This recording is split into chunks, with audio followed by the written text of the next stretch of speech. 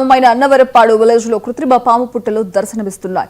ఇందులోనే గుడ్లు పాలు పోసి పూజలు చేస్తున్నారు భక్తులు. ఇక పాములు తిరిగే పుట్టలలో పాలు పోస్తే పుణ్యం అనుకునేవారు ఒకప్పుడు జనం. ఇక కాలానుగుణంగా పెరుగుతున్న టెక్నాలజీలో కొత్త అలవాట్లు రాను మారిపోతున్నాయి. కొన్ని ఆలయాల దగ్గర సిమెంట్ తో పుట్టలు ఏర్పాటు చేయడంతో భక్తులు వాటిలో గుడ్లు వేసి పాలు పోస్తున్నారు. పూర్వం భక్తులు పొలాల గట్లపై ఉన్న నాగపాం పుట్టల వద్దకు వెళ్లి పూజలు చేసేవారు.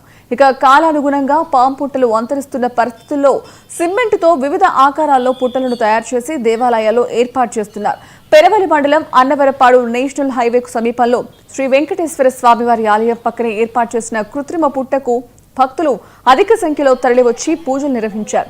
కొంతమంది భక్తులకు ఈ సదుపాయం సులభంగా అనిపించడంతో ఈ కృత్రిమ పుట్టలకు క్యూ కడుతున్నారు.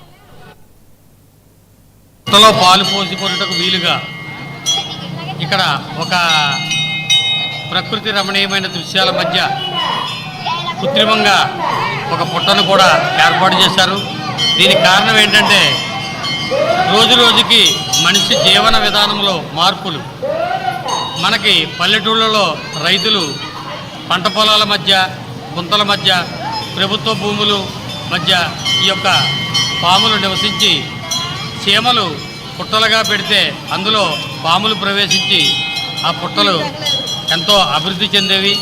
అటువంటి పుట్టలకి పూజ చేసేటువంటి సాంప్రదాయం మన హిందూ సాంప్రదాయంలో ఉంది. అది కార్తీక మాసంలో దీపావళి వెళ్ళిన తర్వాత ఈ నాగుల చవితి అనేటువంటి కార్యక్రమాన్ని మన